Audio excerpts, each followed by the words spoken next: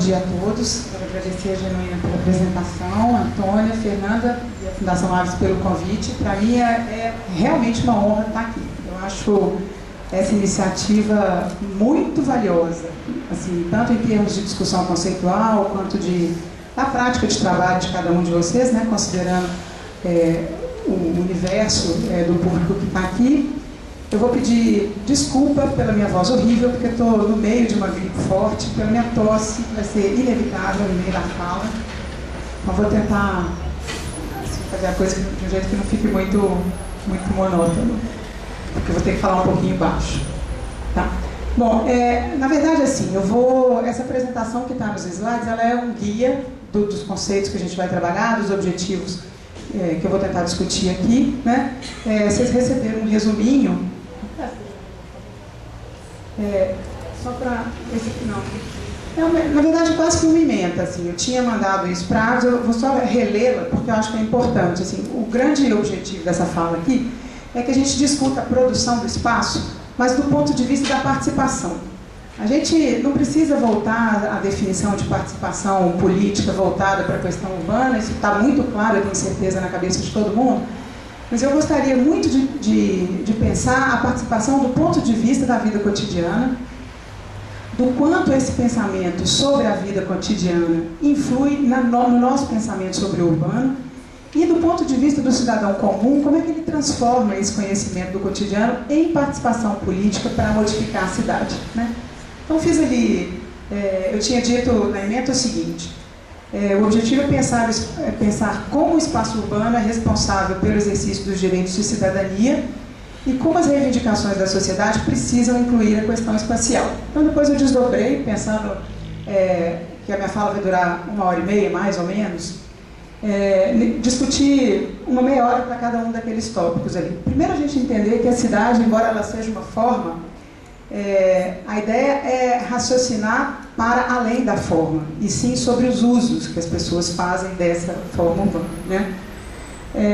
Quando a gente enfoca o cotidiano desses habitantes urbanos, a ideia é de pensar a cidade como uma forma que gera um conjunto de práticas sociais que estão obrigatoriamente localizadas, então é impossível que a gente pense uma relação social ou uma prática social sem um espaço que a receba, né? Então, se a gente vai discutir o contexto, o cotidiano, do ponto de vista dos habitantes e sua influência na política urbana, esses contextos são contextos de interação, de sociabilidade e de relações de vizinhança. Depois de fazer essa discussão, então, primeiramente, caracterizar o que eu estou entendendo como vida cotidiana, como o conhecimento que pode advir daí, né? Discutir em que medida o espaço urbano é compreendido pela população e é a base dessas reivindicações, né? Incluindo a questão espacial.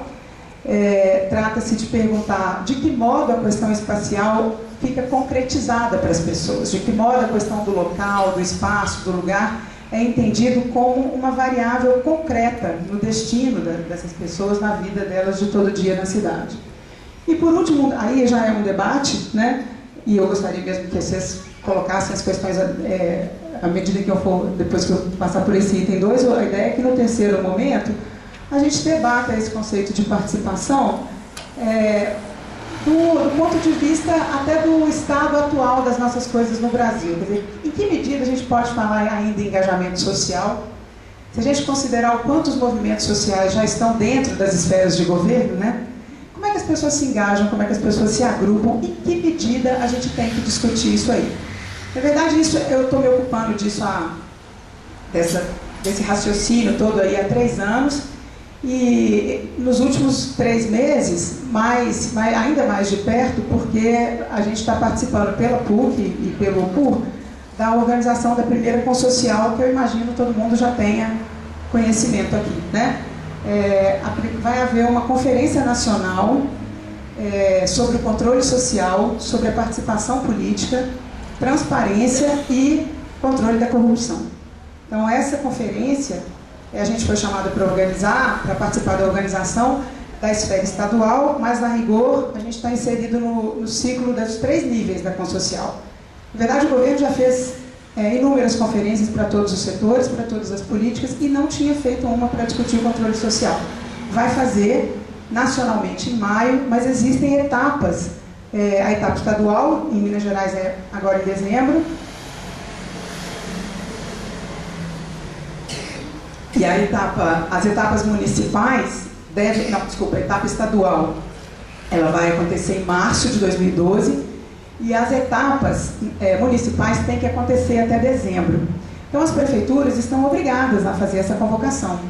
E aí, assim, exatamente isso que vinha sendo o debate acadêmico, como o professor Robson lembrou, né? A gente estava confortável, porque existe uma repercussão, é claro, do que se discute dentro da universidade para extramuros, mas agora a gente está vendo o espinho que é rediscutir a participação social no Brasil, preencher as lacunas, entender aonde a coisa está estrangulada. Então, a cada vez mais eu estou mergulhada nesse assunto, por isso é que eu queria, de fato, queria muito ouvir vocês, tá? Dependendo do caminho aqui da minha fala. Depois, se vocês quiserem, eu posso até dar as referências da Consocial, porque a gente precisa ter essa função de divulgar, né? Porque isso não é um assunto que está na grande mídia, é espantoso, né? Já está lançado há mais de 60 dias. O decreto do presidente da República foi de dezembro. E os principais interessados continuam um pouco cientes. Tá. Bom, um pouco para, depois de discutir esses objetivos, né, fazer uma listagem dos temas, para que vocês saibam por onde eu vou caminhar. Então, de uma abordagem mais ampla das políticas públicas, até especificamente a questão das políticas urbanas. E eu vou discutir aqui as políticas urbanas, a questão do urbanismo e dessas ferramentas de planejamento urbano, com base em 3 autores, também já falados aqui na fala do professor Robson, né, já declarados aqui como referência, começando com Henri Lefebvre, que é um filósofo francês, começou a escrever no finalzinho da década de 40, escreveu até 91, quando ele faleceu. Depois o próprio David Harvey, que em boa medida é um herdeiro do Lefebvre, mas eu vou chegar a outros teóricos, e vocês vão ver aqui na minha fala, embora também não exatamente referenciado, mas uma tentativa de trazer esses filósofos para a questão brasileira, porque também isso hoje já é um diferencial, né? Nenhuma situação, e aí também é uma postura bem pessoal, eu não acho mais que nenhuma situação mundial dê conta de servir como modelo para o Brasil. Acho que a cada vez mais a nossa pesquisa é empírica, toda possibilidade de conceituação, toda possibilidade de aplicar uma teoria ao seu trabalho, ela tem que nascer do entendimento da sua realidade. E eu acho que isso em todos os níveis, seja o setor técnico, né, do qual vocês têm profundo conhecimento, seja a universidade. É impossível para um aluno de graduação hoje, seja no curso de Ciências Sociais, Serviço Social, Arquitetura, Filosofia, explicar qualquer teoria, discutir qualquer conceito, se você não coloca o parâmetro da realidade social brasileira. É tão diverso o que está nos livros, né, do que está ali fora, que é preciso o tempo todo que a grande ferramenta, então a gente fica discutindo, no caso da arquitetura propriamente, que você vai discutir conceito de planejamento, como desenhar, como parcelar, como estabelecer zoneamento, como raciocinar sobre parâmetro urbanístico. Isso tudo não faz sentido se você não obriga as pessoas a olhar para fora e enxergar naquela realidade as chaves que ela vai ter para interpretar, né?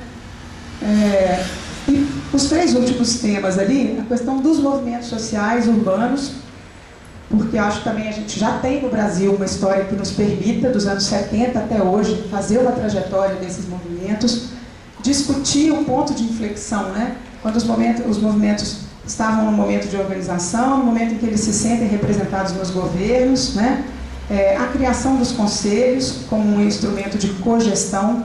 O que aconteceu com os movimentos sociais depois da institucionalização dos conselhos, o arrefecimento de boa parte desses movimentos sociais, né?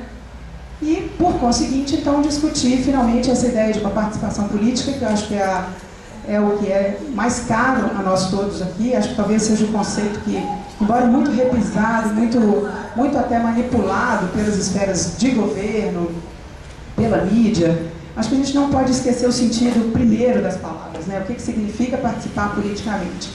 O que significa fazer as pessoas entenderem que é preciso acompanhar a posição de um vereador na Câmara, é preciso acompanhar o prefeito, é preciso ter conhecimento do setor técnico que governa a sua cidade, porque você precisa discutir o destino desse arranjo físico, territorial, real, chamado cidade, bairro e rua, né? Exatamente porque essas escalas é que formam aí o que eu estou chamando de ambiente de vida cotidiana urbana, entendido coletivamente. O Robson estava falando antes, eu também preciso deixar claro que a abordagem que se faz aqui é estritamente marxista. Eu acho que a gente podia citar Marx de muitas formas, mas eu acho que a melhor coisa que tem a se dizer sempre sobre Marx é que é o momento em que o pensamento desceu do céu para a terra. Toda possibilidade que você tem de adquirir consciência de algum assunto, esse assunto começa a ser pensado a partir do que você experimenta. Então, esse é um conceito marxista, embora a gente não leia esse Marx com muita facilidade, né? Então, acho bom deixar claro aqui que e se a gente está falando em Marx, a gente está falando em esfera privada, esfera pública, esfera individual, mas, sobretudo, em construção coletiva, né? Então, eu tenho uma amiga que é brasileira, mas que atualmente está na Universidade do Canadá, e ela diz assim: que conversa é essa? Quem fala em classe social, quem fala em extrato social no mundo hoje? Só o Chico de Oliveira. E aí a frase do Chico de Oliveira poderia ser do Robson, né? Marx mandou lembrança, né? Porque é assim, o mundo se divide em estratos sociais, né? Os estratos sociais estão refletidos nos lugares que eles ocupam, lugares físicos, lugares por onde eles circulam na cidade, né? A gente tende a dizer que a circulação é livre e gratuita pela cidade, a gente sabe que não é. Basta que a gente leia nas entrelinhas. As pessoas circulam em ambientes nos quais elas se sentem reconhecidas e identificadas com, né? Então essa é aí a minha linha temática, tá? Bom, então, primeira coisa, falar da questão, o título que eu dei, né? Participação e produção do espaço cotidiano. Primeira coisa, conceituar o que é esse espaço produzido denominado cidade. O que faz uma cidade? A localização, uma atenção muito grande por várias escalas. Isso é que é bastante importante de entender, porque isso combate a abstração, combate a alienação, e a gente precisa retomar um raciocínio sobre a cidade, que ele é um raciocínio do micro, do lugar, do que é de menor, do que está mais perto de você, até a escala da cidade-região, né? Se a gente for ficar no nosso contexto específico de região metropolitana, de Contagem, de relação da centralidade que Contagem representa em relação à centralidade que Belo Horizonte representa, a relação desta cidade com o Betim, com a Nova Lima, com outras fronteiras, né? Então, o que nos torna bastante inteligentes e o que nos faz compreender em profundidade o que é uma cidade é entender que essa cidade ela é feita de muitas escalas. De uma escala que vai do microespaço do seu corpo até o macroespaço da região. E aí, quando eu digo corpo, é porque você se ressente da maneira como você consegue abrigar o seu corpo numa habitação, colocar o seu corpo em movimento num transporte coletivo. Você reivindica uma espécie de ambiente corpóreo, e é a partir dessa ideia de entendimento de como os corpos se organizam, né, num ambiente urbano, é que a gente consegue discutir, por exemplo, a apropriação, né?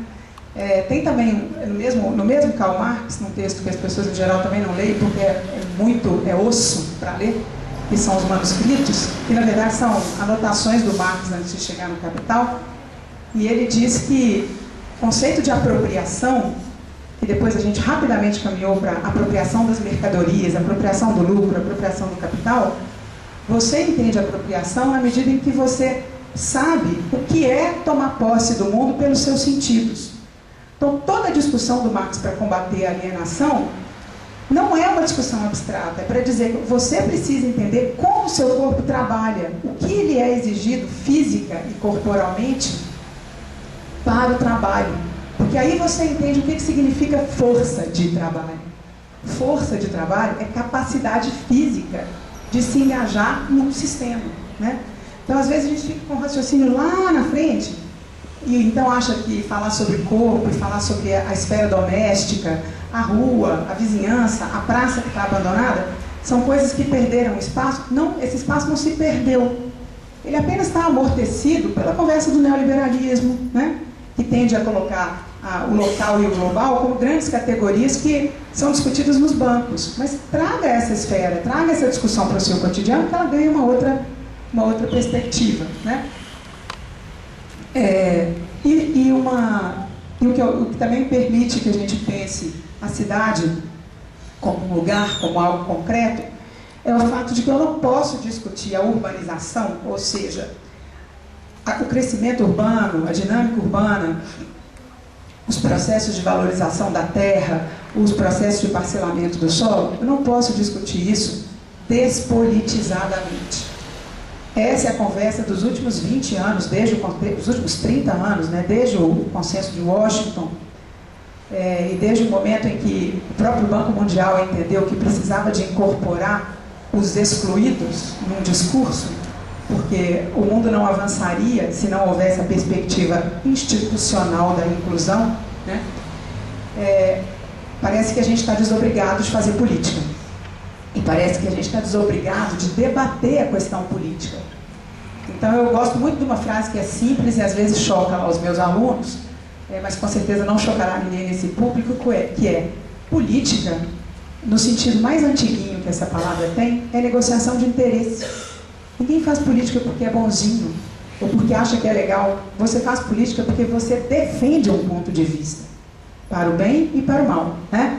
Você faz política porque você vive em grupo, porque você vive em sociedade, que você tem civilização e não barbárie. Mas ninguém é bom na civilização.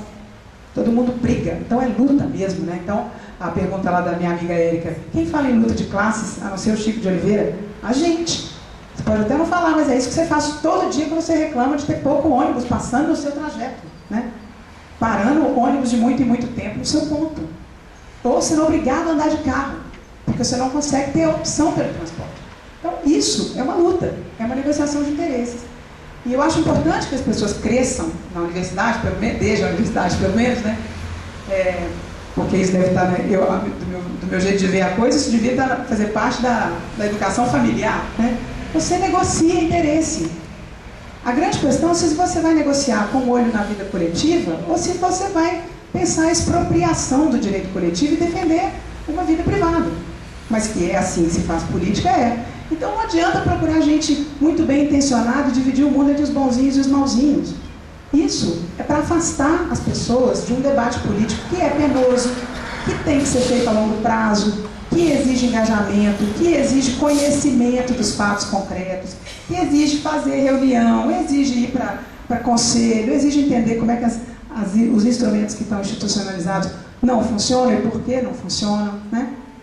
Então, é só desse jeito, é só com essa análise política que você deixa de pensar a urbanização do ponto de vista de resultados, avanços técnicos, obras que são feitas, orçamento, e passa a pensar do ponto de vista das relações sociais de produção. Todo mundo tem trabalho, todo mundo luta por habitação, mas como é que é mesmo que essa habitação está sendo produzida? Como é que é mesmo que essas ofertas de trabalho estão sendo discutidas em todos os estratos sociais? Bom, é preciso fazer uma diferença aqui, também é uma diferença conceitual, para dizer o seguinte, todo espaço ele está inserido numa cadeia de produção, e se a gente pensar no que era a cidade, lá no início da Revolução Industrial, a natureza da cidade ela foi muito transformada. Num primeiro momento, ou pelo menos originariamente, a cidade foi um lugar de concentração, né? De concentração de trabalho, de concentração do lucro, tudo isso um pouco conformado e tornado possível pela produção industrial. A gente já está vivendo o terceiro ou quarto momento da cidade, porque hoje o ambiente urbano ele não é mais um lugar, não é apenas, ou não é prioritariamente um lugar de produção. Ele é, sobretudo, um lugar de circulação e de consumo, também para ficar com os nossos termos de produção, distribuição, circulação e consumo, né? A cidade hoje é um lugar criado para estimular o consumo. A gente discutiu muito isso aqui na fala anterior, né? Desde o consumo dos bens mais duráveis até o consumo da entrada do cinema, do seu tempo de lazer, do seu espaço de lazer, da pipoca que você paga no cinema, né? Então a cidade, ela é muito mais hoje, um lugar em que é preciso manter esse alto nível de demanda, essa circulação, né? A vida econômica do mundo depende dessa concentração populacional, mas hoje a cidade depende dessa economia que faz com que as pessoas lidem com a posse, com o consumo. Isso é porta de entrada para as oportunidades de trabalho, mas isso é porta de entrada, por exemplo, também quando a gente vai discutir oferta de política pública, oferta de equipamento urbano, oferta de equipamento de saúde, educação, transporte, leis para o meio ambiente. Então, todas essas esferas, elas podem ser pensadas sempre do ponto de vista não da produção apenas, mas da distribuição, da circulação e do consumo. Se eu não estou falando mais do ponto de vista da produção, eu tenho que pensar em como as pessoas recebem, alcançam esses bens, como é que elas se apropriam, né? Então, vocês discutiram aqui antes, na aula do Robson, pelo que eu cheguei, já tinha uma hora que tinha começado, mas de qualquer maneira, eu acho que ele deve ter passado aí, discutindo a questão do mercado da terra, o que é valor de troca e o que é valor de uso, né? Então, se eu tivesse que dizer de que ponto eu estou falando aqui, talvez esteja passando da hora da gente entender o peso do valor do uso. E muitas vezes entender que o uso é algo sem valor. É preciso que a gente estabeleça as variáveis da troca, né? Se eu estou dizendo que a cidade é um lugar que hoje vive em função dessa demanda das trocas, é preciso que eu entenda o que é valor de troca e o que é valor de uso, mas é preciso entender que o valor de uso é algo para ser defendido coletivamente e que a gente tem que criar estratégias para tirar esse uso do circuito financeiro. Talvez essa seja a tarefa da política nesse momento, né? Porque também a gente já automatizou e a gente está absolutamente naturalizado. A gente já naturalizou a economia na nossa vida cotidiana. Mas isso não tem nada de natural. Isso é totalmente fabricado, né? Tudo bem que a economia organiza a sobrevivência das pessoas, e a gente fica se perguntando assim, mas como é que é mesmo que eu saio desse circuito? Mas é preciso que você pense que relações sociais não podem ser tratadas como relações econômicas. E se elas são relações que vão colocar discussão, se elas são relações que vão colocar o debate, é preciso que eu pense no uso que as pessoas fazem do seu bairro, no uso que as pessoas fazem da sua rua. Isso não tem preço, isso não pode ser medido na sua relação com o seu cartão de crédito, nem com o seu banco. Embora o Robson tenha dito aqui, que também a gente não pode ser ingênuo, né? Assim, eu não acho de jeito nenhum que o programa Minha Casa Minha Vida seja o melhor programa. Não pelas razões que ele acha que, como ele defendeu aqui. Eu acho também que não tem como o Estado produzir equipamento de bem durável sozinho. É claro que existe aí a estrutura financeira para trabalhar aliada ao Estado, né? Mas o Estado não é representante de classe social dominante. Então, é preciso entender que num programa como Minha Casa Minha Vida, a discussão de peso não foi feita com a população. A discussão de peso foi feita com as incorporadoras que detinham os terrenos, e essas incorporadoras decidiram onde iam seus investimentos. Isso não se discutiu com a população. Então, o programa Minha Casa Minha Vida não é bom por esse aspecto. Eu posso elencar muito bom por muitos outros, mas eu não quero defender a bondade dele, não. Eu acho que a gente tem que defender a falha. Se eu estou discutindo aqui a apropriação, se é para discutir a moradia e para discutir cidade sustentável, para discutir o futuro da urbanização brasileira, e se é para sair do esquema anos 60, 70 e 80, o governo tinha obrigação de ter sustentado esse passo, porque era uma defesa que já vinha sendo feita lá no Ministério das Cidades, com a Hermínia Maricá, lá no comecinho, né? Se isso desandou, isso é culpa do Estado, que não deu conta de efetivar a participação popular. Então a gente tem um problema e eu quero ficar nele, né? A apropriação e o uso das pessoas que estão pagando imóvel pela Minha Casa Minha Vida, essa questão é como você falou, Você tem uma dívida. O governo transferiu o seu dinheiro para a incorporadora. E isso é escandaloso. Isso é uma coisa indecente, né? Não pode ser dito de outra maneira. A gente, claro, isso é a ideia reguladora. Você não vai se desesperar com isso, porque você precisa levantar todo dia e cumprir suas 8 horas de trabalho. Mas que é fato, é. Então, a minha função aqui é de fazer discurso, né? Isso precisa ser dito, em alguma medida. Se isso não vai ser efetivo no programa, se isso não vai fazer com que o governo retorne, mas o governo tem que saber, o Estado tem que entender que a gente não é inocente e que a gente é capaz de compreender o que aconteceu, né? Que as grandes incorporadoras tenham feito subir o valor de um programa cujo valor inicial era para tudo, terreno, lote, terreno, construção e entrega do produto da habitação, girando em torno de 70 mil, e que o programa tenha sido lançado já com o menor valor de terreno a 110 mil, então esse programa é social, entre aspas, né? Há no fundo dele o apoio para a especulação imobiliária.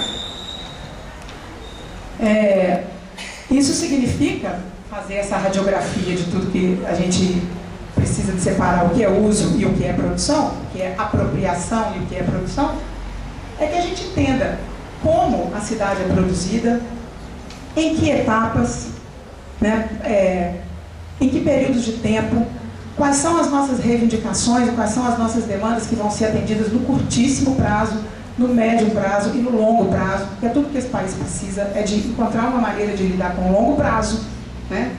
Que a gente não faz isso nem com a feira do sacolão que você faz, né? Quanto mais com entender cadeia, fluxo, capacidade institucional dos governos a longo prazo. Mas é preciso, né? Para quem a cidade é produzida, saber o lugar que você ocupa nisso, né? E por quem o espaço urbano é produzido. Tudo bem, o Estado não tem dinheiro, o Estado é quebrado, ainda bem que há a Caixa Econômica Federal, mas não justifica o financiamento do BNDES para fusão de supermercado, né? Não tem Jesus Cristo na Terra que desça para explicar. Não tem lógica. Fortalecer empresa que já anda pelas próprias pernas, quando se você fizer a conta... É igual a história da publicidade em torno da Copa e das Olimpíadas, né? A gente não precisa chutar cachorro morto aqui, mas não tem dinheiro, não tem justificativa que explique a gastação de dinheiro com publicidade, sendo que você reverte em muito salário aumentado, né? Então, haja alienação para não entender o que está em jogo. Então, isso aqui é só para fazer um parênteses sobre a questão histórica no Brasil, né? Isso é o edifício JK, uma cidade vertical, inacabada, construída e concebida pelo governo do Estado de Minas Gerais, a partir do trabalho de um arquiteto chamado Oscar Niemeyer, e reproduzindo um modelo de habitações coletivas que era extremamente bom no conceito, que era o conceito de unidade habitacional francês, produzido por um arquiteto urbanista chamado Le Corbusier.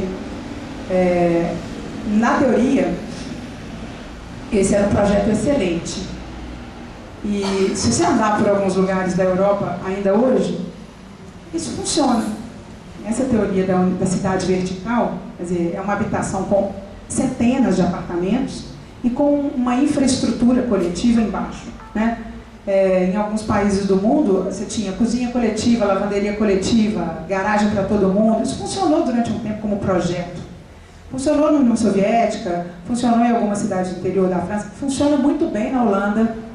É claro que com menos ênfase na vida coletiva, porque o mundo inteiro é mais individualista do que era em 1920, 1930, quando isso foi pensado. O fato desse modelo ter sido importado para o Brasil, e essa foto está aí só por isso, é para dizer que no Brasil a gente persegue a modernização, né? A gente tem fome de ser moderno. E que a gente está num momento que eu diria, talvez ímpar para a nossa história, porque a gente não tem modelo a seguir, né? Então o Robson estava aqui falando assim, a gente já viveu 36 crises econômicas, 14 planos econômicos bem mal sucedidos. Aí eu fiquei imaginando, ele vai completar no Brasil. A gente falou no capitalismo. Eu falei, Não, é no Brasil mesmo, né, gente? A gente é tão calejado que você nem liga na hora que fala que a Grécia deve, sei lá quantos bilhões, que o presidente da Grécia conta uma mentira atrás da outra, que a Alemanha não vai dar o dinheiro. A gente já viveu uma situação em que a gente estava tão fora desse jogo que a gente estava no sal, lascado, para usar o termo mais real, né? E o mundo não estava nem aí pra gente, né? Era uma crise econômica atrás da outra. Eu formei em 89, eu não tinha perspectiva de ter emprego. Não existia essa palavra no meu vocabulário. E olha que eu queria fazer o que eu faço, que era dar aula. Mas não tinha, havia 2 escolas de arquitetura em Belo Horizonte que eu pudesse trabalhar. Ou seja, não tinha possibilidade de emprego. Hoje eu fico vendo os meus alunos, eles não dão conta da oferta. E aí já temos muitas explicações sociológicas para dizer assim, essa geração é uma geração que tem muita mobilidade. Um ano eles recebem uma oferta de emprego e mudam, e vão atrás do dinheiro. E a gente queria mesmo que eles fossem atrás de quê? Porque a medida se tornou um emprego. Você fala para um menino de 22 anos para ele vestir a camisa de uma empresa, e para ele pensar que ele vai ficar 14 anos no emprego, isso não existe, né? Então, a gente precisa de fato de raciocinar na questão urbana como um momento em que a gente não tem mais isso, né? O JK está lá na Praça Rô Soares, no centro da região metropolitana, porque Belo Horizonte pretende ser a cidade polo da região metropolitana, e hoje a gente sabe que tudo que a gente precisa é lutar contra a centralidade única, contra o modelo único. O que a gente tem que discutir são várias centralidades, né? O que a gente tem que discutir é que não pode um modelo ser a referência e correr atrás. E é curioso que ele é hoje um edifício como outro qualquer. Muito estigmatizado socialmente durante um tempo, não mais, passando até por um processo de fetichização, porque os arquitetos, os artistas, os sociólogos adoram comprar apartamento de JK e reformar, porque é barato, e porque vai virando uma coisa bastante assim, cool e chique, né? Aos poucos, mas vai, porque já está no passado. Então é uma antiguidade, igualzinho Ouro Preto, né? Igualzinho, porque ficou para trás. Então a foto é só ilustrativa dessa ideia de que se a gente vai pensar a efetividade das políticas urbanas no Brasil do ponto de vista do seu primeiro espaço, que é o seu espaço cotidiano, você precisa construir uma matriz teórica. Essa matriz teórica, essa matriz conceitual, ela não está dada por ninguém, o que é ótimo, né? Porque dá para a gente uma liberdade imensa, mas também deixa muito inseguro, porque aí você que é do setor técnico está lá inserido num conjunto de fluxos, e se falar que a Secretaria de Habitação tem que trabalhar com a Secretaria de Cultura ou com a Secretaria de Educação, vira um opa, né? Porque como é que você vai coordenar formas de trabalho diferentes? A gente sabe que a palavra-chave da tal da cogestão é intersetorialidade. Mas vai experimentar a intersetorialidade no ano que começa em abril e fecha em outubro, né? Vai experimentar. De qualquer modo, é o que está posto. É o mundo que está, de fato, em transformação. Então, abandonar o modelo pode ser a primeira providência. Então, para dar referência, né, se eu estou dizendo que a gente tem hoje uma preocupação com a cidade brasileira, eu estou usando a palavra sustentável, que eu não gosto, mas eu estou usando pelo menos sem o que lhe antecede, que é meio ambiente, né? O sustentável aqui é dar conta de ficar sozinho, ficar em pé sozinha nas próprias pernas, sem abrir mão das coisas que a gente conquistou com a agenda da reforma urbana e com a Constituição de 88. De fato, obrigatoriedade de plano diretor, obrigatoriedade de aplicação do Estatuto Social, do Estatuto da Cidade, são joias no pensamento social, são joias. São coisas que a gente tem que achar que pode estar deturpado, corrompido, desmantelado, mas é a nossa grande ideia reguladora. Aquilo é bom com força, né? Que você possa discutir ao ar livre e, falando em voz alta, o controle social da propriedade. Ninguém vai virar socialista, o governo vai se transformar, a gente não vai fazer governo prioritariamente para as classes desfavorecidas de um dia para o outro, mas você abriu a possibilidade do discurso ser feito às claras, né? Então, o que a gente precisa de fazer é criar o caminho. Se não tem modelo, tem alguma coisa para ser criado. Então, essa criação do caminho aí, de planejamento e gestão, planejamento e gestão estão aí só para fazer referência às diferenças de prazo que eu estou falando, tá? da gente saber que a gestão não é uma palavrinha bacaninha inventada e colocada em todo lugar pelo Banco Mundial ou pelo Consenso de Washington, né? A gente precisa planejar, ter meta de longo prazo, mas a gente precisa ter também o jogo de cintura que nós todos temos muito bom, né? Para saber o que é o curtíssimo prazo, para não perder o pé na realidade e ajustar o planejamento para o dia todo. Vocês estão cansados de saber isso, com as demandas de um município como vocês têm, né? Contrariando esse rumo predatório, que é predatório do ponto de vista social e ambiental. Eu vou fazer um parênteses, porque eu estou tão impactada, acho que até semana eu estou meio doente, e eu fiquei em casa um tempo. Eu estou muito, mas eu estou achando um absurdo esse incêndio no Parque da Serra de Rola Moça. Vocês não estão com a sensação de luto, não? Porque eu fui no Retiro das Pedras domingo, gente, olha, sem brincadeira, assim, é pro bem e pro mal, porque você olha, a ideia é bom também, porque a ideia do paraíso no condomínio acabou, né? Para quem está no condomínio acabou, porque agora a paisagem é de guerra, é de terra arrasada, não tem cabimento aquilo. E não tem cabimento, a gente não dá conta de debelar um incêndio. Então, é tão absurdo, porque aquele condomínio é caro daquele jeito, as pessoas vão para lá com uma ideia de paraíso na terra, né? E tomando para si aquela paisagem que está ao redor, se dando o direito de viver uma vida bucólica, e essa vida bucólica é assim, ó, que destrói. Então, eu também posso cometer um pecado de dizer aqui, mas é óbvio que esse incêndio não é natural, né? Assim, também não consigo acreditar na devastação da paisagem. E é muita coisa. Então, é um discurso para vender a paisagem, e quando você olha para o próprio mercado, ele não consegue apagar um incêndio. E ele consegue, quer dizer, a estrutura para defender o meio ambiente bonitinho, arrumadinho, a paisagem, nananana, né?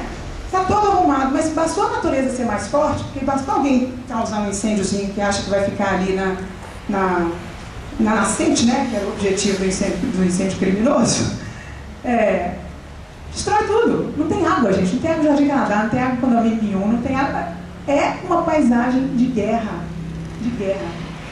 E está toda baseada em intervenção, toda baseada em controle, toda baseada em legislação, muitas vezes está muito baseada em vista grossa para implantar a ocupação naqueles lugares, né? Mas de qualquer modo, quer dizer, que urbanismo predatório é esse?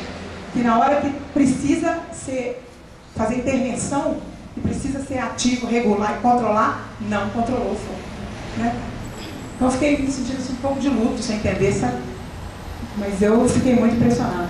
Bom, aí, então, quer dizer, que, pode passar, Adriano, que criar esse caminho diferente implica pensar esses pressupostos, né?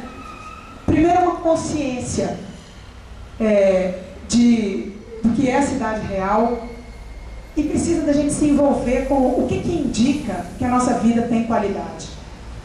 Indicador de qualidade de vida urbana, que já foi transformado em índice, né? Já foi adotado por algumas prefeituras, pelo Ministério das Cidades. A pergunta que a gente tem que fazer é: o que é mesmo que me mostra que eu estou vivendo uma vida de boa qualidade?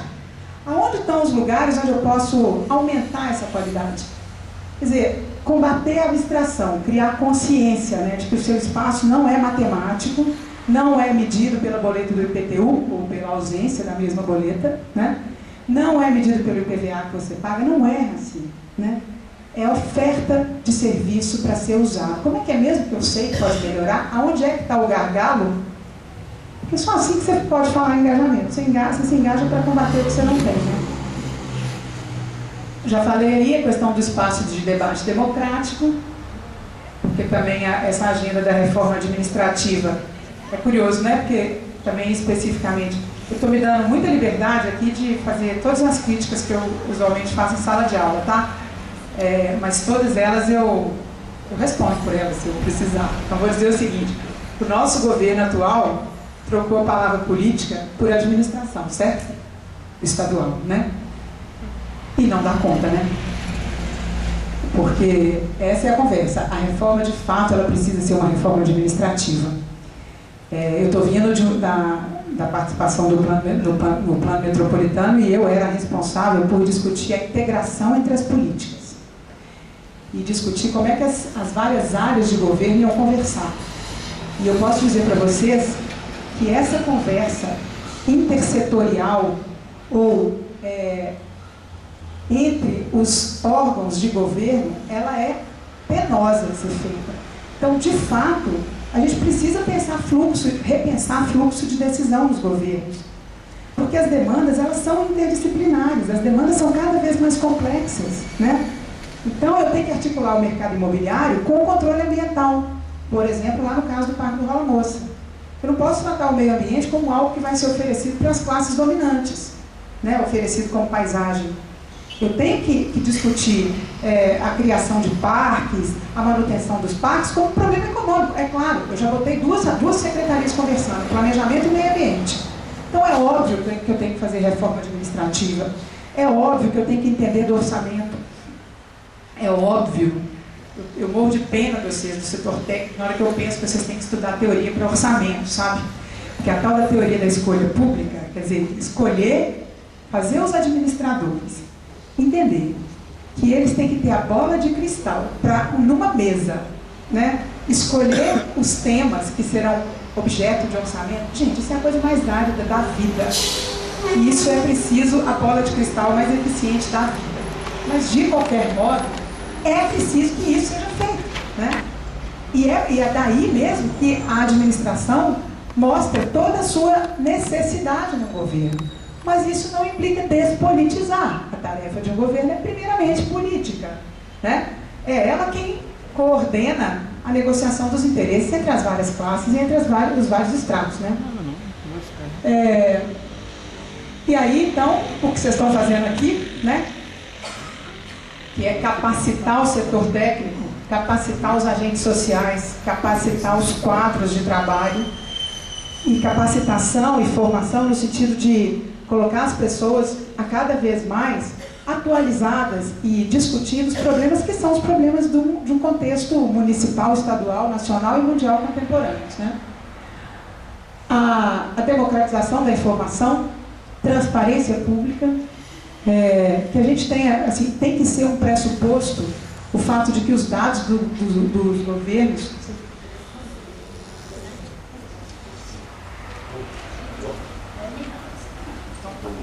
Sem relógio. Criar uma base de dados que esteja à disposição da população para que ela saiba e possa fazer essa conferência desses dados, né? Então, nesse sentido, eu acho que essa conferência de controle social é uma conferência que a gente tem que entender como coroamento das 73 outras conferências que o governo federal já realizou, né? O controle social foi tema de cada uma das conferências, desde a assistência social até a conferência das cidades. Agora, que o controle social tenha virado um tema nacional, gente, é obrigação de quem está aqui nessa sala, mas também é obrigação de que a população se comprometa com isso, né? Porque é só com essa informação que você mexe na gestão, se você quiser, de fato, ser cogestor, né? O 7 e o 8 ali são temas talvez mais físicos e mais ligados à questão arquitetônica e urbanística, especificamente, mas é a gente mudar a unidade de planejamento, né? Ao invés de uma discussão sobre os limites geopolíticos, pensar a bacia hidrográfica, pensar de fato a questão da vida e dessa interface entre natureza e artefato, que é a cidade, né? E que se dá na vida ao redor de uma bacia. Eu coloquei isso aí porque isso também não é um tema novo, imagino que muitos de vocês já tenham passado por trafegado por essas águas aí. Mas a gente notou também na elaboração desse plano metropolitano que enquanto os conselhos gestores estão às vezes esvaziados ou às vezes trabalhando muito próximos dos governos, os comitês de bacia são hoje os comitês, talvez o modelo mais forte. Porque na verdade o cara que defende o comitê da bacia do Rio das Velhas ou bacia do Alto Paraupeba, ele está envolvido com o território físico dele. Então talvez essa estratégia de planejamento a partir da bacia, talvez seja o lugar em que a gente pensa o planejamento do modo mais próximo de nós, né? Afeta o seu quintal, afeta a agricultura familiar, afeta a sua demanda por água, por manter a água limpa, por consumo de energia, e etc., né? E a questão da região metropolitana, porque também nós não vamos escapar disso mais, né? O Lefebvre fazia lá uma conta.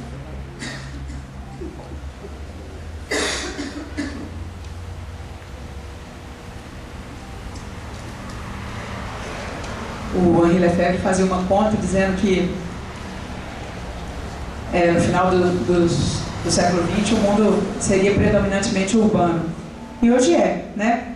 Porque a gente tem uma coisa que eu tenho certeza que vocês discutiram aqui com o Roberto Montemor: a urbanização ela é extensiva, né?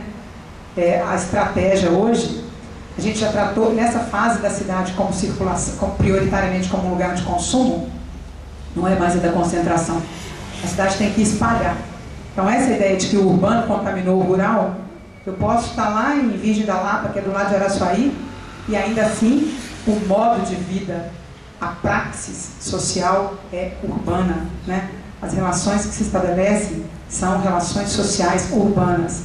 O que se reproduz são relações sociais mediadas por um modo de vida urbano. O sistema bancário está todo lá, a CEMIG está lá, a telefonia celular está. Se não tem internet de banda larga, você reclama, porque você está no interior, você não pode ficar no hotel lá em Virgem da Lapa, igual você fica aqui na Praça 7, com rede pública de internet, né? Gratuita, fornecida pela Prefeitura de Belo Horizonte, etc, etc.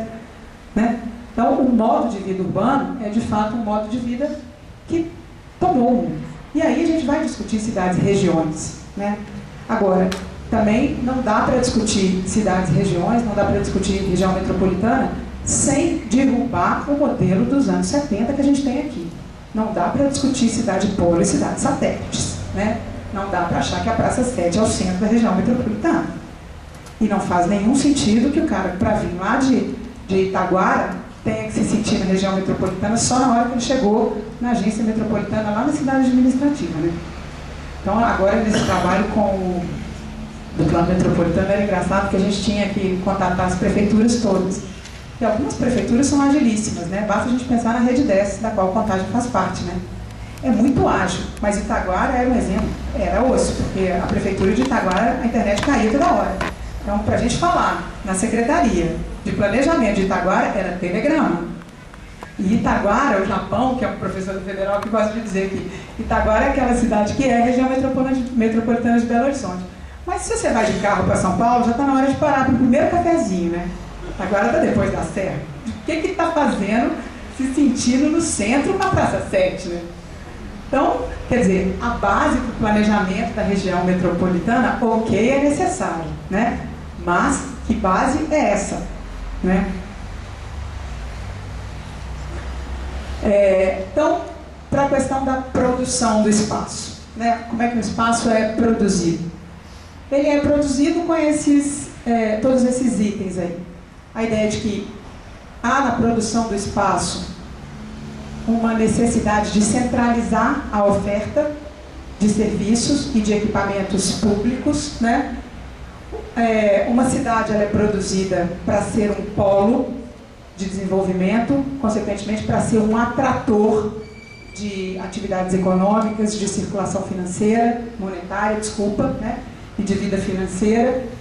Mas também a gente precisa compreender que no mundo atual, o que se dá, ou pelo menos para onde a gente aponta nessa questão da produção do espaço, é para a formação de rede, né? A Rede 10 é um exemplo. O comitê do Vale do Alto Paraupeba também é outro exemplo, né? As pessoas se agrupam segundo as suas forças. As cidades também se agrupam segundo as suas forças, né? Isso dá para elas uma outra perspectiva de negociação desses investimentos, de fixação das populações, de tratamento das suas áreas centrais, pericentrais, periféricas e suburbanas, né? E as cidades precisam se pensar também do ponto de vista interno, né, dos seus processos intraurbanos. O zoneamento, a garantia de uma lei de parcelamento, uso e ocupação do solo que permita ser revista, que permita fazer algum tipo de justiça social, que você raciocine, né, do ponto de vista coletivo na estruturação desses processos intraurbanos. E aí é o lugar onde exatamente cresce a importância dessa ideia de um cotidiano, da sua percepção do seu ambiente imediato, né, da sua rua, o entendimento do funcionamento dessa menor unidade territorial que te leva a entender a maior unidade territorial. O tamanho desse espaço produzido, né, denominado ambiente urbano ou denominado cidade, É claro que o tamanho dessas cidades, a escala desses ambientes urbanos, é determinada pela sua especialização na prestação de serviços, na capacidade dessa cidade atender a essas demandas da população e, sobretudo, na base econômica desses serviços, né? O comércio, a saúde, o transporte, a mobilidade, lazer, educação e cultura, né?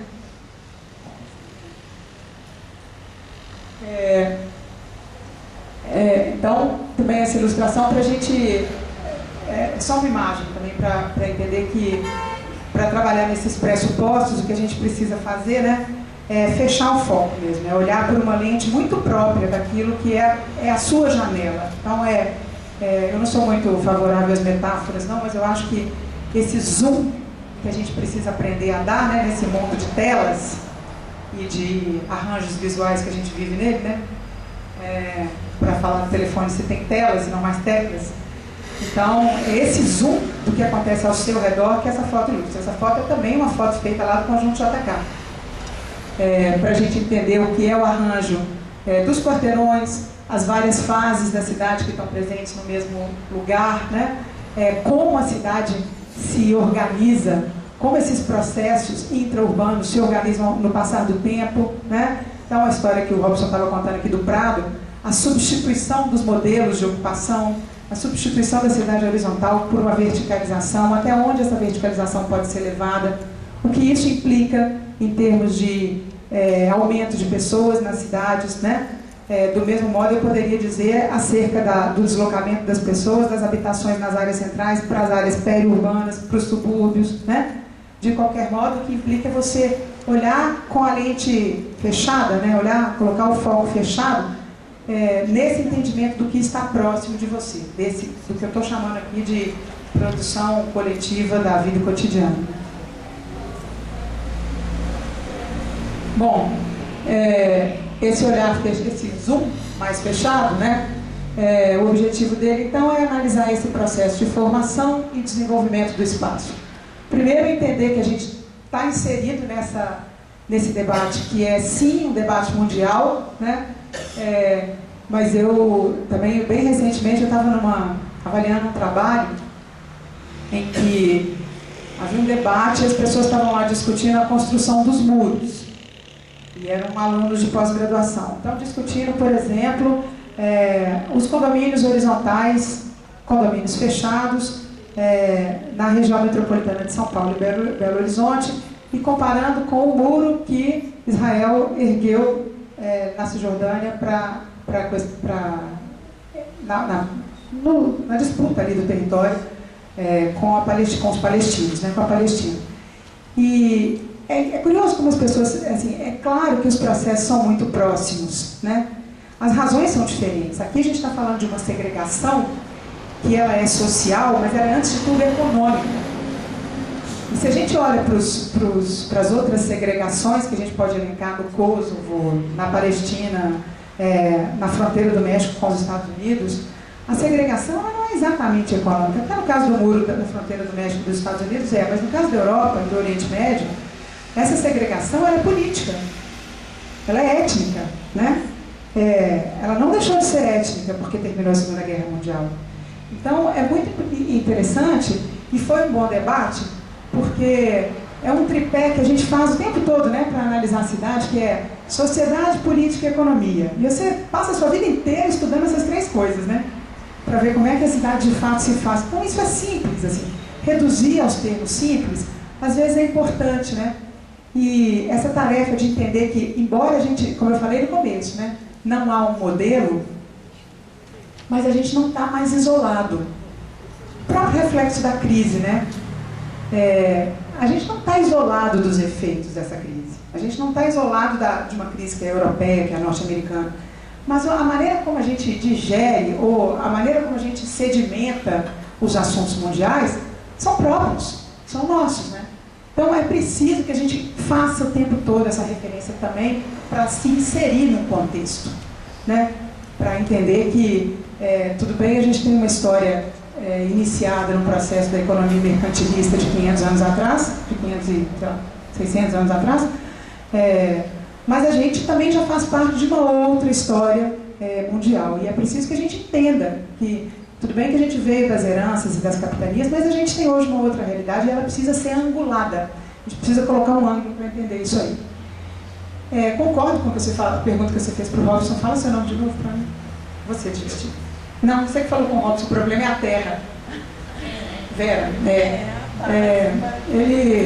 mas é isso, né? Assim, começa e termina na terra, né? Não existe relação social voando por aí, né? Não existem triângulos e quadrados andando por aí, né? As coisas têm matéria. Começa e termina na terra, né? Eu também começo e termino. Além de eu trabalhar nessa questão da identificação e da estudiosidade, eu trabalho na regularização. Pois é. Então, as duas pontas. Então é isso aí, né? Mercado da terra. Essa é a realidade urbana. As coisas estão submetidas a uma regulação do mercado, não sairão daí nunca, né? Mas é preciso que a gente entenda até onde a gente se sujeita a essas relações que são de mercadoria. E aí tem outro filósofo que eu também gosto muito, mas é muito antiguinho e também ninguém mais fala nele, que é o Lukács. E o Lukács dizia, né? O Lukács é o filósofo do fetiche da mercadoria depois de Marx, né? Para dizer que ele usa um termo chamado reificação para dizer o grande problema de tratar as coisas como mercado é que as relações entre pessoas se transformam em relações entre coisas. Então você coisifica as pessoas, né?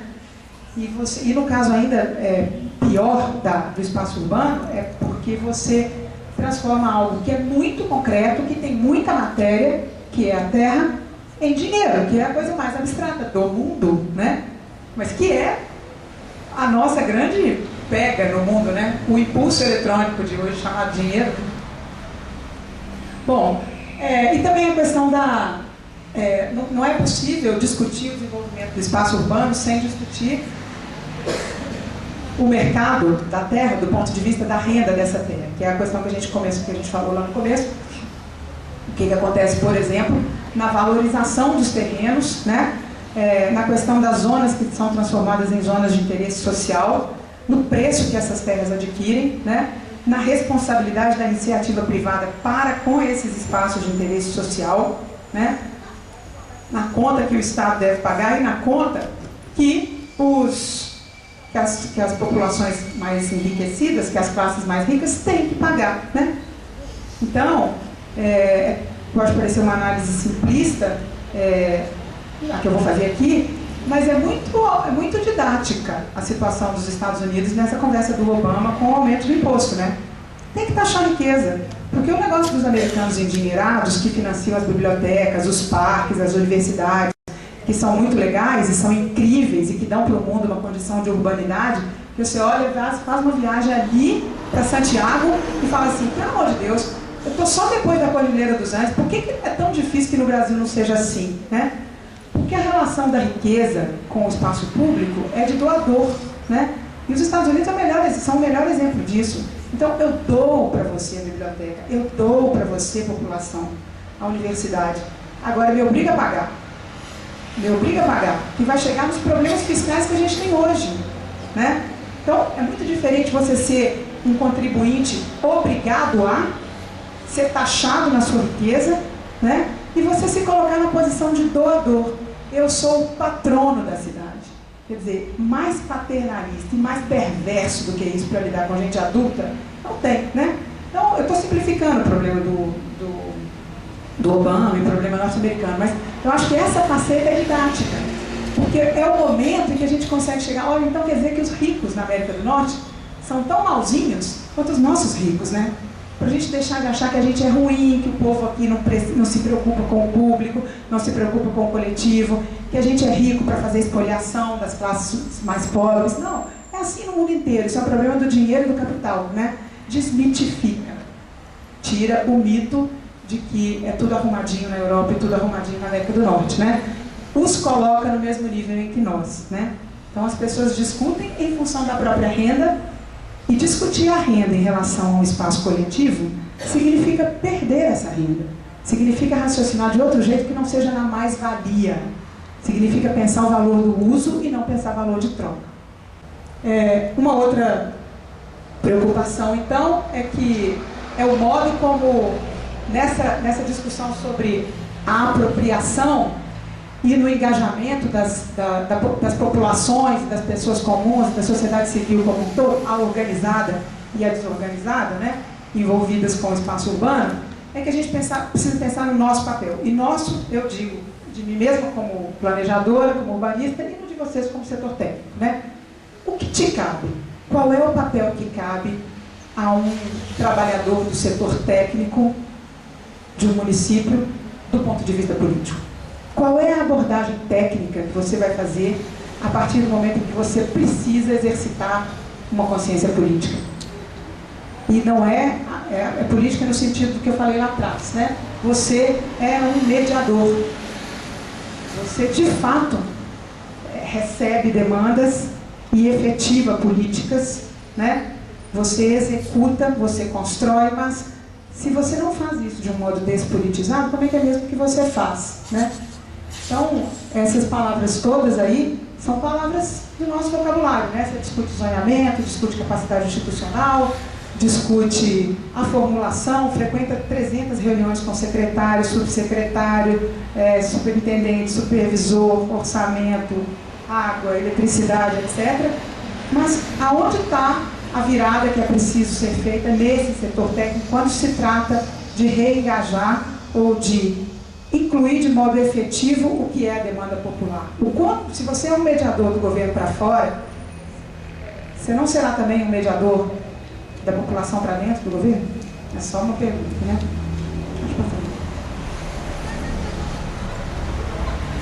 Não, isso já falei, pode passar isso também. Aí chegamos então na questão dos movimentos sociais, né? Que é bom falar dos movimentos sociais urbanos, porque o Brasil tem uma característica bem específica em relação ao resto do mundo. A gente concentrou na demanda por habitação, a gente, de uma certa forma, potencializou a discussão por moradia e por saneamento básico, né? O que foi muito bom, porque o retrato da desigualdade ali era também, era obsceno, né, o que acontecia em termos de não oferta de moradia justa, digna, e mesmo ainda hoje as condições de saneamento, de oferta de água tratada, de esgoto, etc., de uma certa forma, a agenda da reforma urbana cresceu em torno desses dois pontos.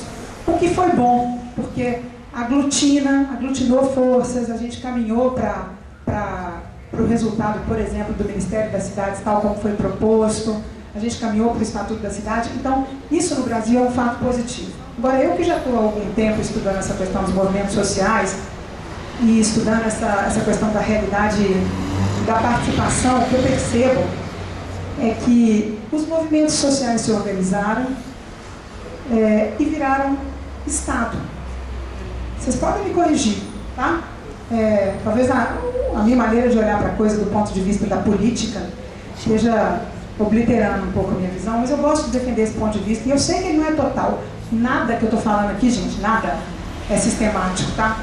Eu não tenho aqui uma regrinha e não vou terminar aqui falando não tem modelo não, mas eu estou aqui dando um modelo, né? Não é nada disso. Então, eu estou olhando por um ponto de vista muito particular. Eu acho que o que aconteceu é que, e acho que é da própria lógica do movimento social, uma vez alcançada uma grande reivindicação, ele arrefece, né? E é preciso que haja outra grande demanda, outra grande reivindicação para que ele se organize, mas ele não é mais movimento social tal como no começo. Ele é outra coisa. Ele é um segundo tempo do movimento social. Então, é por isso que eu acho que tem coisas que estavam não ditas, e eu estou acreditando de verdade que essa discussão do controle social vai nos levar para um patamar tão bom quanto o patamar que a gente chegou na habitação e na discussão do saneamento. Eu acho que daqui a 20 anos os resultados acerca da participação serão tão bons quanto é hoje para a questão habitacional, porque a gente avançou muito. Daí as outras áreas, né? A saúde, a assistência social, isso tem um avanço gigantesco, né? Em termos de Brasil. Agora, outras coisas, elas precisam de ser trazidas para essa esfera do concreto, né? Então não pode, por exemplo, você ter a quantidade de conselhos que a gente tem, e vocês, se precisam da informação sobre as atas de um conselho, quando você vai ver a reunião dos conselhos, você fala, que instrumento esvaziado é esse? Que coisa é essa que era tão importante quando começou, e agora eu ouço com muita tranquilidade de um representante do governo assim, não, vamos, fica essa conversa de conselho, não, vamos fazer uma convocação, vamos chamar as pessoas, aquela porção da sociedade civil que for organizada vai comparecer. Mas eu estou interessado exatamente na sociedade que não está organizada. Porque quem me disse que a demanda de hoje é a demanda de 30 anos atrás. Então, aí algumas pessoas dizem, mas a gente fica avaliando aqui capacidade institucional, mas vocês não estão conseguindo entender aonde as coisas novas estão aparecendo. Eu falei, claro que não. Porque vocês não querem ouvir a sociedade civil desorganizada. Amplia, divulga o conselho. Eu posso perguntar aqui, também essa pergunta aqui é covardia, mas assim, você sabe quais são os conselhos municipais da sua cidade que são ativos? Sabe onde está a discussão sobre os problemas do seu bairro? Você sabe porque você é setor técnico envolvido com isso todo dia. Eu faço essa pergunta na pós-graduação, no meu prédio, onde quer que seja, ninguém sabe. Quer dizer, que instrumento é esse que é tão poderoso e que foi muito orquestradamente esvaziado, né? A gente sabe, gente, que as conferências não são mais lugares de discussão. As conferências são lugares quase que de celebração, porque as decisões importantes são todas tomadas nos bastidores. Quer dizer, que movimento social organizado é esse, né? A plenária de uma conferência, ela é uma conferência de confraternização. Todos os problemas, as pessoas sabem no que elas vão votar, elas chegam arrumadinhas para votar. Cadê o debate, né? Quer dizer, então, esse sim eu acho que é um problema brasileiro. A gente é muito arrumadinho formalmente. A gente tem tantas leis, quanto aquelas a gente sabe que não vai cumprir. Transforme em lei para você ver se a gente não acha um jeito de passar na tangente, né? Aí, eu vou colocar aqui dois conceitos que são filosóficos, mas que eu gosto muito, sabe? Eu nem ligo de botar aspas, botar data e fazer citação, porque eu acho que só tem jeito de caminhar com essa discussão do controle social, que ao fim e ao cabo é o que eu estou chamando de apropriação, né?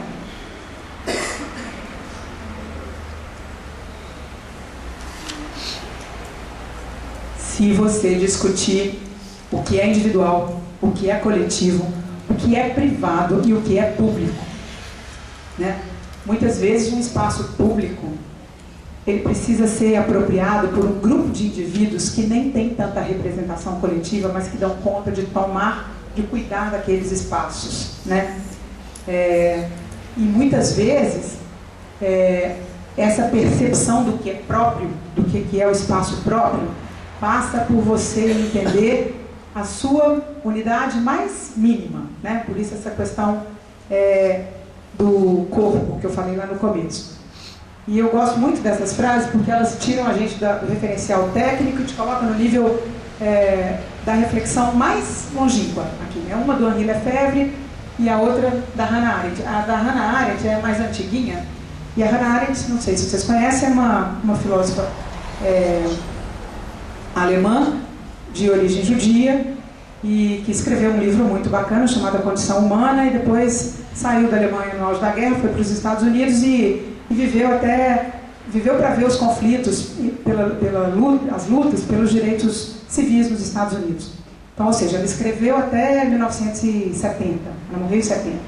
Então ela deu conta de viver os dois mundos, assim, acho que ela viu essa transformação que a gente está, assim, similar ao que a gente está vendo, né? Deixar um mundo estruturado, com as regras claras, um sistema de castas, né, de estratos sociais muito definidos, e ela chegou nos Estados Unidos como uma imigrante, como uma estrangeira, e que vinha discutindo a questão política desde o início da vida dela. E a gente sabe o quanto é difícil você discutir política num lugar ao qual você não pertence, né? Então ela dizia que tudo que ela foi vendo, assim, ela nunca achou os movimentos dos gays, dos negros, das mulheres ou dos estudantes agressivos, como muitos dos professores nas universidades norte-americanas e na Europa achavam. Ela dizia que aquele ajuntamento daquelas pessoas era muito curioso, porque ao mesmo tempo que era feroz, apontava para uma passividade. Então, os estudantes se agrupavam em torno de uma causa, mas aquela causa era necessariamente efêmera. Não porque os estudantes ou as mulheres no movimento feminista fossem levianas ou quisessem discutir e voltar para casa para colher os frutos da própria revolução. Não era por isso, é porque a condição moderna da vida, a grande alteração, estava na condição de vida. A modernidade, todo mundo também tem isso aqui bastante claro, tem na sua lógica a substituição. Então, quando a gente diz assim que o movimento social arrefece porque se conquistou uma causa. Mas o perigo disso é a passividade. É que depois que você tenha seu interesse atendido, seja ele o seu interesse mais coletivo, mais nobre, você tende a olhar para os outros interesses de uma maneira distante. Ou para os outros interesses coletivos, que não são os do seu grupo, de uma maneira passiva, como se você dissesse assim, isso não é mais minha obrigação. É igual a gente olhar para o mundo de filho, né? Você se dá até um momento, você se dá o direito de olhar, não se preocupar com o futuro. Você não tem filho, então se o menino está pequeno, você está ali na sua rédea, fala, não vou preocupar com isso não, porque está tão diferente. Agora, vá acompanhar um adolescente. Você está obrigado e condenado ao futuro. Porque se você não entendeu, você está lascado, você não consegue conversar em casa, né? Então, você está obrigado a sair dessa passividade. E eu acho essa frase da Hannah Arendt, gente, são meio século, né? Quer dizer, é um perigo detectado há meio século. Ela diz que o medo que ela própria tinha na sua esfera privada, quando ela ia pensar o coletivo, era de que essa era moderna pudesse terminar na mais mortal e estéril passividade que a história já viu. Que a gente tenha crianças tão treinadas para apertar botão e para manipular eletrônica e tecnologia, e que você tenha adultos tão analfabetos do ponto de vista emocional, tem que fazer a gente pensar que isso tem reverberação no trabalho, né? Se a gente quiser ser assim, bem taylorista aqui agora, né? Um adulto que aos 35 anos acha que morar na casa do pai é melhor porque é mais confortável. Eu também achava isso, a minha mãe provavelmente também achava, mas a gente não podia, porque era um código social, né? Mas os adultos estão na casa das mães com muita tranquilidade aos 40, porque não tem como se preocupar com o acúmulo de louça na pia da cozinha e com lavar a própria roupa e arrumar a própria cama. Então, eu tenho certeza que eu estou falando de uma coisa prosaica, mas é verdade, né? É um parâmetro que começa na sua esfera íntima e que te faz, na verdade, se você não se preocupa com o lixo que você gera no seu café da manhã, quer me explicar como é que você vai entender e realizar aonde está o lixo da sua cidade? Não tem abstração que dê conta, não tem alienação que faça caber isso daí, né? E a outra frase é a do Lefebvre, sabe? E eu também acho muito boa. Assim, é claro que a gente não vai fazer muito mais revoluções nesse mundo e que as utopias são todas utopias do possível, né? Mas eu acho também uma sabedoria ele dizer que qualquer ideia de revolução começa na revolução da própria vida. Então a frase é assim, né? Qualquer projeto revolucionário hoje, seja utópico ou seja realista, se ele quiser evitar a banalidade, ele deve fazer da reapropriação do corpo em associação com a reapropriação do espaço uma parte não negociável do seu programa. E aí, também para ficar no nível do prosaico, que você tenha um transporte público, um transporte coletivo, que te obriga às vezes a gastar em deslocamento entre a sua casa e o trabalho 3 horas e te submeta a um espaço tal como é um ônibus ou é o espaço de um trem metropolitano durante esse tempo, e acho que isso é normal, que o seu tempo de vida livre entre o seu trabalho e a sua casa, que você podia usar para, sei lá, ler revista Caras, se você quisesse, ou ficar andando pelo centro da cidade, ou ir para o clube tomar sol, que o seu tempo livre você tenha que consumir se deslocando obrigatoriamente, porque o Estado não deu conta de resolver o problema da mobilidade. Isso é corpóreo. É o seu corpo que é muito submetido a regras, né? É assim que a indústria deu certo, dividindo o trabalho e dizendo assim, Você que prega botão, só prega botão. O outro que costura a casa do botão, só costura a casa do botão. Então, a conversa aqui do Lefebvre é assim,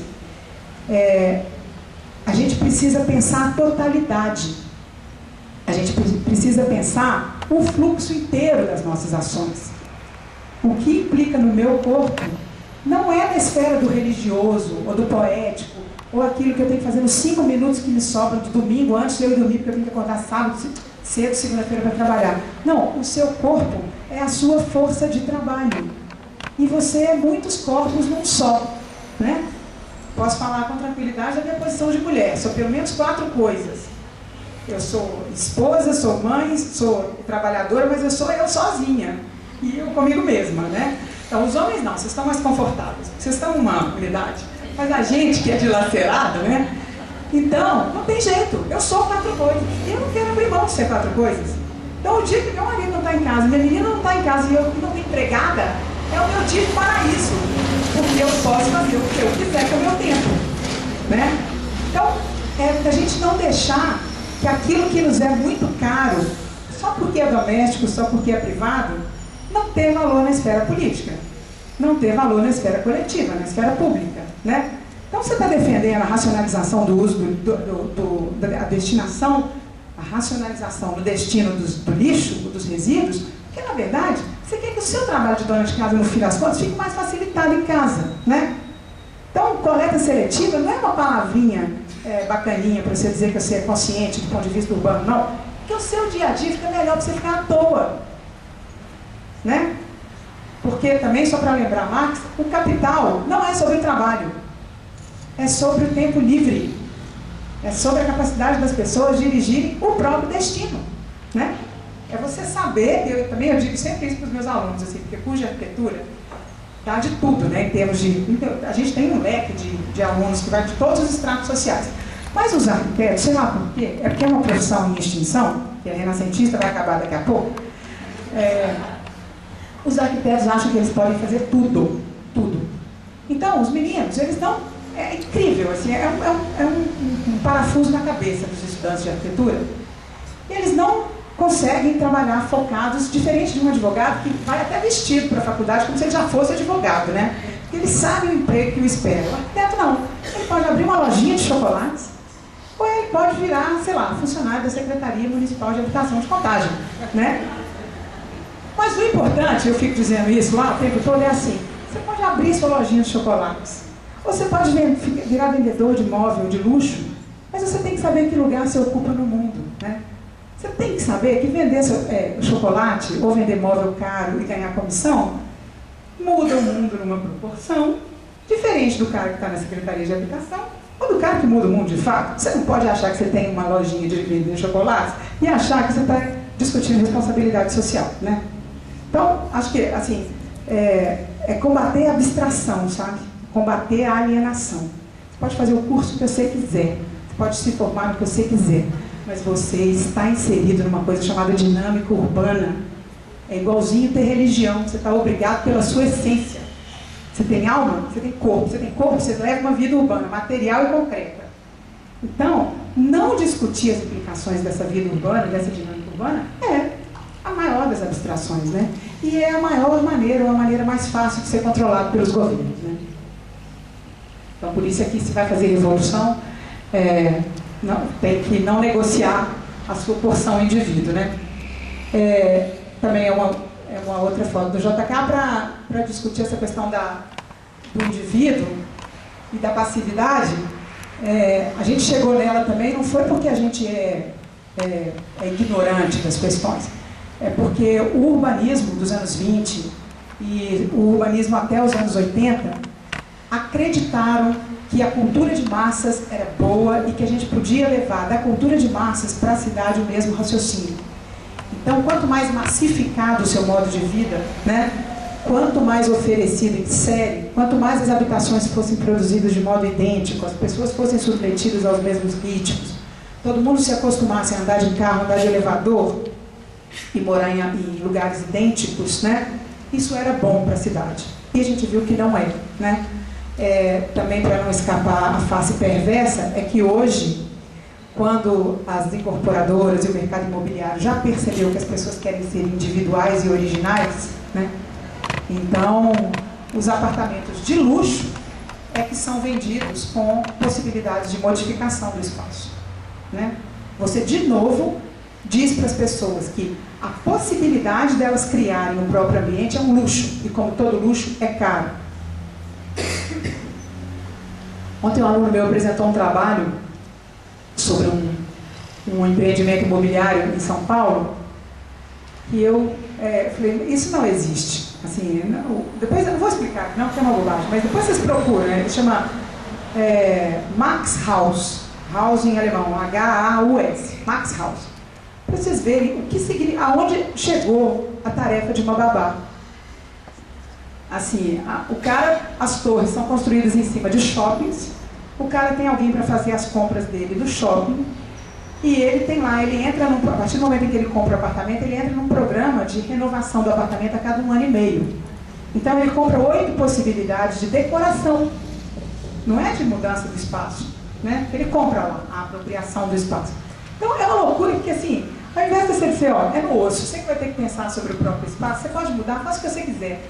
Não é assim, olha, você pode mudar, tem aqui um profissional que vai te dizer como você pode mudar. Você não ficar ocupado com isso. Você ficar ocupado com outras coisas. Aí você vai se perguntando assim, ocupado com o que mesmo? Né?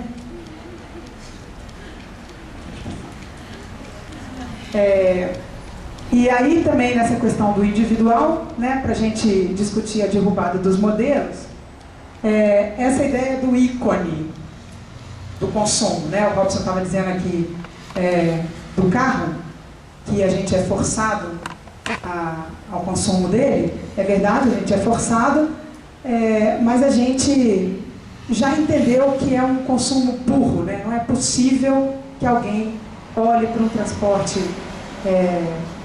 de automóveis ocupando os espaços de uma tal maneira que o planejamento está invertido, você planeja para o carro, né? Não é possível que alguém ache que isso vai chegar num bom lugar, né? Que a gente tem, que o presidente Lula tenha resolvido o problema da crise, dos efeitos da crise de 2008 no Brasil, ampliando linha de financiamento para linha branca, fogão, geladeira, máquina de lavar e carro. Tudo bem, gente, eu sei que gerou emprego, eu sei que movimentou a economia, mas é uma rota de colisão. É uma rota de colisão, né? Então, eu acho que é para a gente pensar no primeiro lugar para inverter. Eu sei que é um nó, porque é caro, é difícil, principalmente se você pensar que todo o país todo o desenvolvimento do país nos anos 50 foi planejado a partir de uma economia sustentada pelo transporte automotivo. Talvez seja o problema mais difícil porque ele é enorme, enorme. E é quase como se você pensasse que você tem uma bola gigantesca na mão e sua mão não chega lá na bola para você abraçar, né? Mas a gente tem que pensar uma solução. Essa lógica, a primeira lógica a reverter no planejamento da cidade, é essa lógica do automóvel. Sem fetichizar as planuras europeias e as planuras norte-americanas. Não dá para andar de bicicleta por toda a região metropolitana de Belo Horizonte, ponto. Né? Não dá para colocar na mão do usuário, eu sozinha na minha casa, tomar a decisão de andar de bicicleta. Isso é perverso de novo. Né? Então, é você dizer que está fazendo e não fazer. O que eu falei anteriormente, a mania do Brasil de dizer que está legalizado e não existir o objeto da legalização. Não dá para pintar faixa de ciclovia disputando terreno com pedestre, né? Tampouco disputando com espaço de carro, porque aí é suicida, né? Aí é irresponsável. Então, tudo bem, posso ir para a Holanda, que é de onde veio essa foto, posso chegar na Holanda, muito feliz da vida, e perceber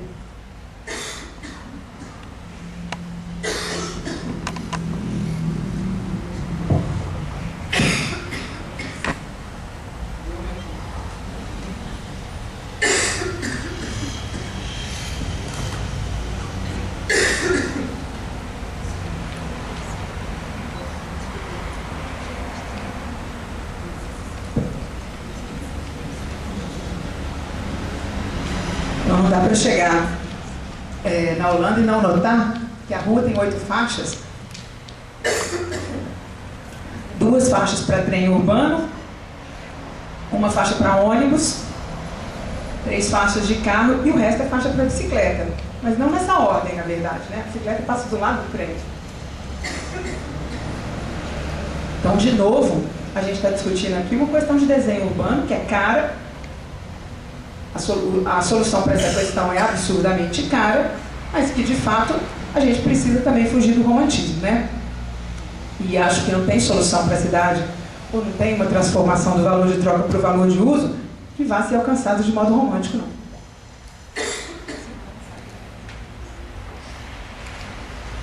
Bom, e aí, então, cheguei naquele último item lá do debate. Eu vou só apresentar aqui algumas coisas que eu entendo como um possível conceito de participação, para além dessa discussão da participação que está institucionalizada, né?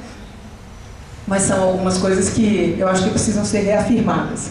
Primeiro, essa ideia de que não tem como pensar participação social ou participação política sem entender sobre qual espaço a sua participação tem consequência. Quer dizer, qual é o efeito da sua participação do ponto de vista do território.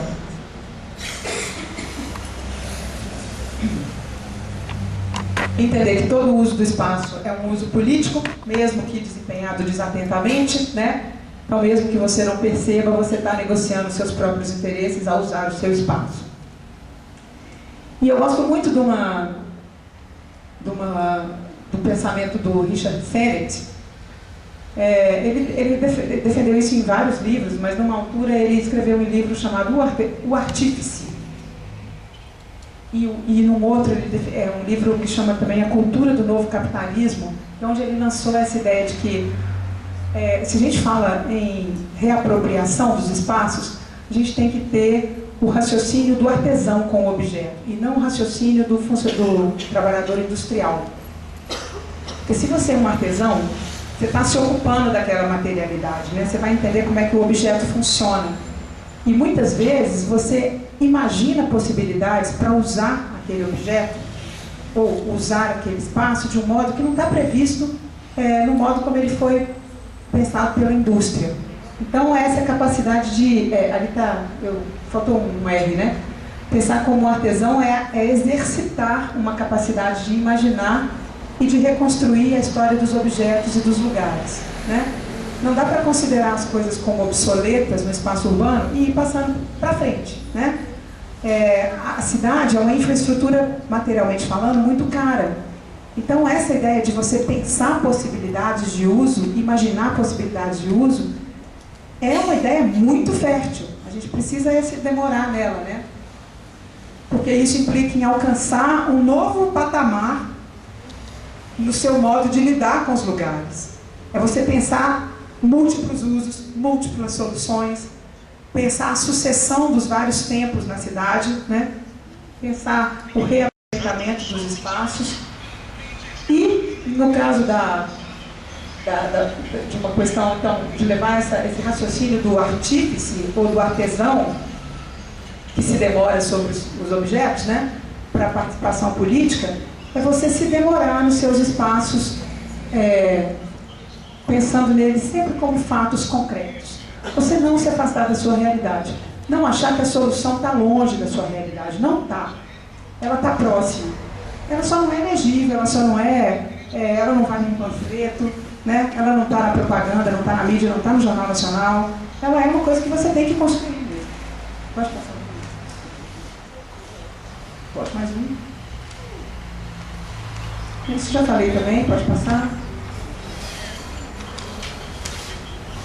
Mais um pouco. Essa questão, então, de como se estabelecem os territórios, né? E de um raciocínio de que todo espaço ele será tão mais capaz de sobreviver de forma sustentada quanto mais ele for usado. Então, o Milton Santos é o teórico do conceito território é território usado. Isso significa que um espaço abandonado não tem eficácia, não tem eficiência, né? Então, semana passada eu tinha uma amiga minha reclamando que não aguentava mais as greves na Praça da Liberdade. E ficou lá reclamando publicamente que as greves deviam ser todas, as manifestações das greves deviam ser todas na cidade administrativa. Falei, ainda bem que a população desorganizada pensa melhor do que os arquitetos, né? Porque é claro que a manifestação tem que acontecer, é na Praça da Liberdade, né? O que tem que tumultuar é a vida cotidiana das pessoas. Não tem que ficar escrevendo, que tem que falar para o governador escutar. Não, tem que bagunçar é a vida das pessoas aí cá embaixo. Porque essa bagunça na vida das pessoas aqui embaixo é que faz as pessoas discutirem o problema no cotidiano e darem um jeito do assunto ocupar espaço para chegar no governador, né? Então, é assim, pode parecer lá um espacinho lá no banal, lá no seu prédio, que alguém fala assim, ah, mas os meninos já cresceram, vamos pegar esse playground, vamos, sei lá, vamos fazer alguma coisa aqui para render lucro, vamos vender esse espaço para alguma coisa, vamos... Não faz não. Deixa lá porque tem a próxima geração, né?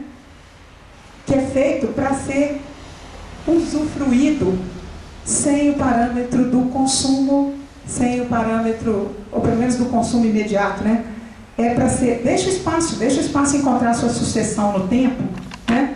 Deixa o espaço ficar obsoleto, deixa as pessoas descobrirem novos usos, ou deixa novas pessoas descobrirem aquele uso, que é isso que faz na verdade, a sobrevivência da cidade no tempo.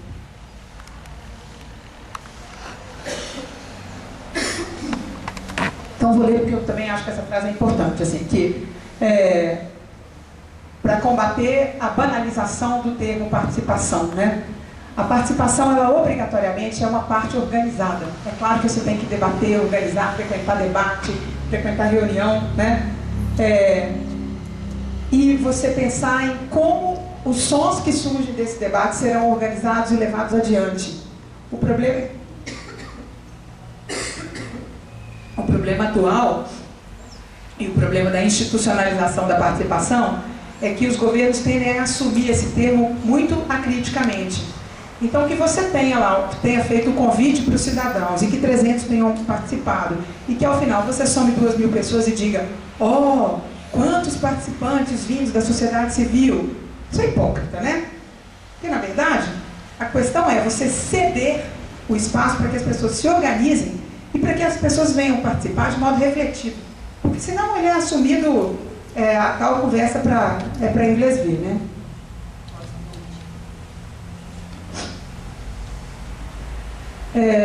Também acho que aqui, eu não vou me demorar nisso não, mas é sempre importante pensar que, do ponto de vista da produção do espaço, né, e também para entender quem é cliente e quem é usuário, porque é uma escala em que no urbano também, se você está trabalhando com o desenho urbano propriamente dito, o usuário virou alguém lá na frente, né? Que tem que ser pensado, que tem que ser raciocinado num grupo e com o risco iminente, de novo, da abstração. Então, você entender, em primeiro lugar, quem é o contratante, né? A quem o Estado se alia, o problema de quem o Estado está resolvendo, né? E, ao final dessa cadeia, ou desse fluxo, quem é o real usuário do espaço? Pode passar, Adriana. Porque qual é a efetividade disso é que você, às vezes, privilegia o planejamento para um determinado cliente de tal maneira afastado desse uso, né? O cliente, enfatizando aí essa questão da troca e da produção, esse usuário ele não se sente representado de modo nenhum naquele desenho urbano. Ou ele não consegue estabelecer com a cidade nenhuma relação de familiaridade. E ele não se apropria exatamente porque ele já está de saída, na hora que o planejamento foi concebido, ele já está alienado do processo, né? Que é importante. Pode ir para frente. 4 coisas que eu acho, 5 coisas que são importantes aí, é que assim, na questão política global contemporânea, onde as questões sobre democracia são tão contestadas, né? A real participação como processo tem se tornado cada vez mais rara, né? Haja vista as políticas do Banco Mundial e haja vista a inclusão, a palavra inclusão tornada objeto de tudo que se fez no planejamento estratégico, tudo que se fez a partir do consenso de Washington no que diz respeito à cidade, né? Então, se esperamos que as pessoas sintam a sensação de pertencerem ao mundo no qual moram, o envolvimento nos espaços que eles habitam é um pressuposto. Estou só retomando o começo lá dos slides, né? Isso se reflete numa leitura da arquitetura como ocupação dos espaços por seres sensatos e politizados, e não como uma ocupação que ela é determinada exclusivamente do ponto de vista técnico, né? Ou pensado sempre em termos estéticos, né? Em termos de um padrão de luxo, ou de um padrão de consumo, ou de uma imagem de moradia, ou uma imagem de espaço coletivo que te dê um determinado status social, né? O quarto ponto, então, né, que a dimensão política tem sido por demais evitada quando você diferencia a funcionalidade do estético, e o estético aqui entendido como essa discussão sobre o corpo, né, no sentido de que o estético diz respeito aos seus sentidos como um todo, as repercussões do ambiente no seu corpo. Isso é apartado da discussão política. E o que eu tentei mostrar aqui é que, na verdade, a gente precisa refazer essa ligação aí, né? Que o funcional e o estético não são termos neutros, isolados, mas devem ser inseridos dentro de um mundo politizado que é mais complexo. A introdução da política, de novo, né, ou a reintrodução da política na participação, leva além do expediente e do pragmático e faz com que as pessoas envolvidas no processo de produção da cidade sejam mais responsivos e mais responsáveis. Também não preciso falar disso, mas só uma diferença que também é clara para todo mundo, né? Que é de planejar para alguém, também um pouco a partir do lugar onde vocês estão, essa ideia de que você planeja para um destinatário, que é completamente diferente de você assumir, planejar com esse destinatário, porque aí você leva em conta os pressupostos desse destinatário desde o início do planejamento. E a ideia principal de que planejamento é processo, é descoberta de necessidade, formulação de hipótese e uso efetivo. Seja o planejamento urbano propriamente dito, seja na construção das políticas públicas e das políticas urbanas, né? Passar? Tá aqui só para dizer que eu também não estou apresentando aqui de jeito nenhum uma versão padrão de participação, né? Não acho que exista essa versão padrão.